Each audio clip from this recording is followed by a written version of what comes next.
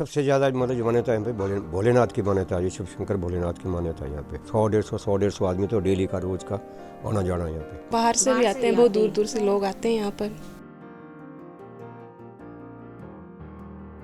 जलधारी शिव के बारे में ये आम जनमानस की आस्था है।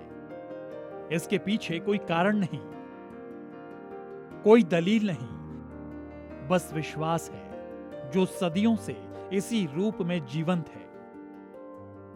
आस्था होती ही है ऐसी जिसके लिए चाहे यात्रा का कष्ट उठाना पड़े या फिर विपरीत परिस्थितियों में भगवान के दर्शन का जोखिम उठाना पड़े, आस्थावान इसे पूरा कर ही लेता है।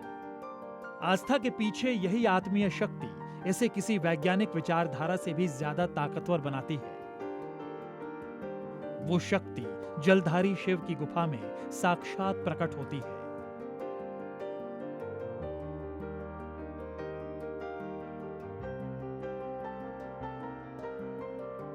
जलधारी शिव और गंगा के मिलन के बारे में लोगों की जो आस्था है, उसके पीछे एक मान्यता भी है। इसके मुताबिक इस गुफा में भगवान शिव एक साधु के रूप में तपस्या किया करते थे। उनके साथ पूरा शिव परिवार भी इस गुफा में आता जाता था। लेकिन एक दिन भगवान शिव का सामना एक ऐसे चरवाहे से हो गया जो अपनी गायों की रक्षा के लिए शेर को मारने गुफा के अंदर पहुंच गया। ये कथा हमें जलधारी शिव की गुफा में पूरे साल रहने वाले नागा साधु शांतिगिरी ने बताई। सुनिए उनसे जलधारी शिव के बारे में ये बुजुर्ग सन्यासी क्या बताते हैं। ये बहुत लंबी कहानी है।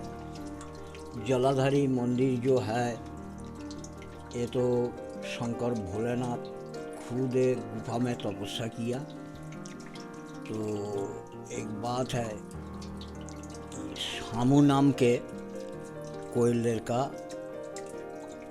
डंगर चरा रहा था। तो एक जानवर देखा, वो शेर बोलता है ना, वो शेर को देखा तो उसको मारने के लिए पीछे किया। उसको पीछे किया तो वो आके एक गुफा में घुस गया। ये जो है ये बीच में शेषनाग है, बीच में गुफा है। एक गुफा के अंदर घुस गया। उसको पीछे पीछे वो भी घुस गया। जाके बहुत दूर जाके देखे कि वहाँ धुआं लगा हुआ है और एक छोटा सा तालाब है। तालाब के पास धुआं लगा हुआ है। शंकर भोलेनाथ, माता पार्वती, कार्तिक गणपति सब वहाँ विराजमान है। भगवान शिव, चरवाहा और गाय के थन वाली ये किंवदंती इस गुफा में कुछ ऐसे साक्षात होती है। शिवलिंग पर गुफा की छत से जो पानी टपकता है वो किसी एक स्रोत से नहीं, बल्कि जिस जगह से ये पानी शिवलिंग पर टपकता है उसका आकार गाय की थन की तरह है। शिवलिंग के ऊपर पानी टपकने वाली जगह का गाय की थन जैसा होना भी लोगों की आस्था की बड़ी वजह बन गया। कथा के मुताबिक शेर को मारने श्यामू नाम का जो चरवाहा गुफा के अंदर गया था, वो बरसों बाद तक नहीं लौटा। तब गांव वालों ने उसे मरा हुआ समझ लिया था। लेकिन एक दिन अचानक ही श्यामू वापस लौटा तो हर कोई हैरान था। वो ना तो कुछ बोल रहा था और ना ही खा पी रहा था। बहुत पूछने पर उसने सिर्फ इतना बताया कि गुफा में कोई सन्यासी मिले थे जिन्होंने उसे विभूति खाने को दी थी। उसके बाद उसकी भूख प्यास सब खत्म हो गई।